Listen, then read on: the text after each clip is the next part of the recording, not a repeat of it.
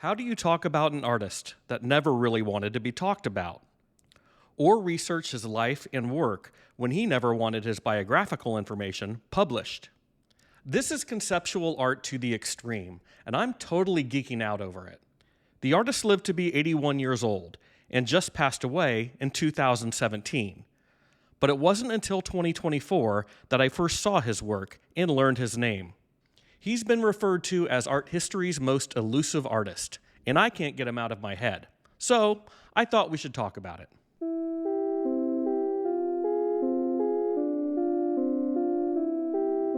Art lovers, welcome back to the channel. My name is Christopher West, and this is the place where we talk about all things modern and contemporary art and design. And today I want to talk about Stanley Brouwn. Never heard of him? Neither had I. And I'm probably butchering his name, but he never did interviews, and no one ever really talks about him. And I really struggled with whether or not to even make this video, because I wondered, am I going against the artist's wishes? You see, Brouwn didn't really want you to know who he was. He thought him as a person, as the artist, was completely irrelevant to the artwork. In fact, in his mind, the viewer or participant was more important than the maker. And this seems totally odd by 2024 standards. We all have Instagram accounts, TikToks. We put on this outward-looking face to the world of how we want to be seen. Hell, I'm sure subconsciously that's even one of the reasons why I started this YouTube channel. But Brouwn wanted to remain invisible. In starting my research, there are a few things about the artist that are public. There is, of course, a short Wikipedia page. There have been a handful of articles written about him. And he participated in some of the most important exhibitions in the world. We've talked about the Venice Biennale here before. It's often considered one of the most important contemporary art exhibitions on the planet. And at the biennial, he represented the Netherlands in 1982. Documenta is another extremely important exhibition that happens every 5 years in Kassel, Germany, and he participated in 4 of those shows. So he wasn't some sort of recluse that never wanted anyone to see his work. Actually, upon further inspection, he did seem to be quite a recluse. But it wasn't like he was sitting in his basement making art and then destroying it. But actually, upon a little further more inspection, he did destroy a lot of his work. Are you starting to see why it's so hard to talk about him? We do know he was born in Suriname in 1935, and he moved to the Netherlands in 1957. It was here he was introduced to the artist group Zero.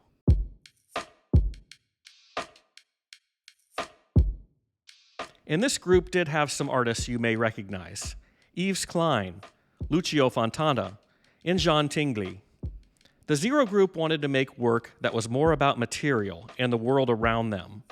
They weren't interested in the expressive and gestural ways other artists like the abstract expressionists were making work. And Brouwn really took to this way of thinking. He wanted to make distance and the audience his medium. One of his earliest known works involved the artist laying paper sheets across the streets of Amsterdam. The art that was created was a result of marks on the paper left by pedestrians and cyclists. In this case, the audience actually made the artwork without ever realizing they were participants. Also in the 60s, Brouwn would approach pedestrians and ask them to draw directions to a particular place on a piece of paper. He would stamp each piece with what would become the title of the series, This Way Brouwn. And the results were minimalist, abstract art that were created by an anonymous participant without them ever realizing it. I first stumbled across Brouwn's work when I stumbled into an empty gallery space.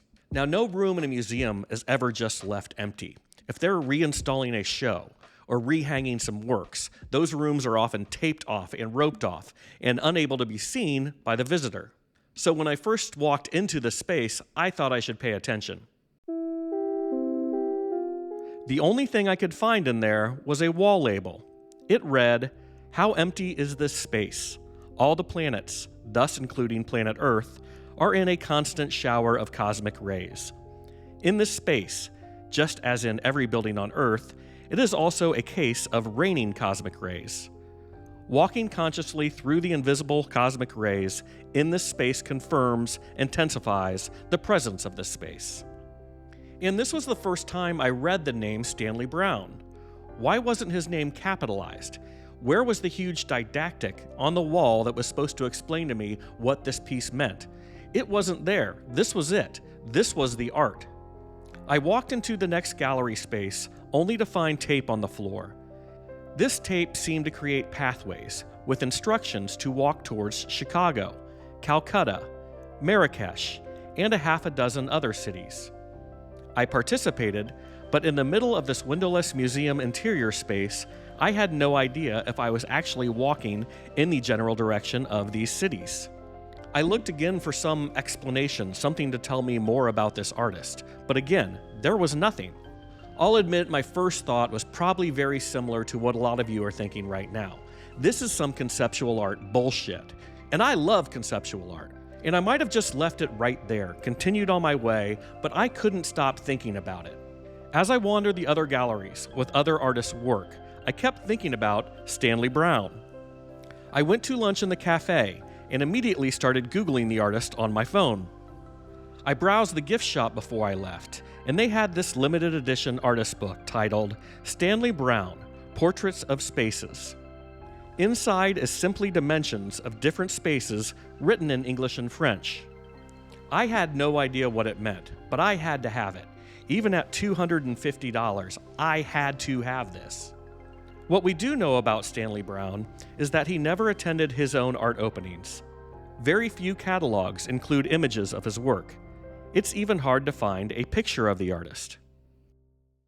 Recently, 6 years after the artist's death, 2 institutions staged an unconventional exhibition of his work: the Art Institute of Chicago and Dia Beacon. If you or the media were to approach the curators to speak about the exhibition, they would decline, in keeping with the artist's preferred methods for exhibiting his work. The websites for these exhibitions are mostly blank, and there's no catalog or public programming. I've been studying and working in the art world for more than 25 years, and I guess what I'm trying to say is that it's okay to not always get the art right away. Will I ever get Stanley Brouwn's work in my lifetime? Did he ever really even want me to? And am I disrespecting the artist by publishing this video? I hope not. I love this stuff. I mean, I just spent $250 on a book that simply contains measurements of different volumes in space. There are a couple articles on the artist for those that want to take more of a deep dive. I'm not going to link them here as I'm still a little uncomfortable talking about the artist, so you'll just have to Google his name. But my hope, and the reason I made this video, is that if you ever find yourself walking into an empty gallery space, you pause for a moment and take it all in, knowing that even if there isn't any art on the walls, an artist is still guiding you through an experience. That's all I've got for you today, folks. I hope you'll check out some of my other videos, which you can find right here. And if you haven't already done so, please give this video a thumbs up and subscribe to the channel. And I look forward to seeing you on the next one. Ciao!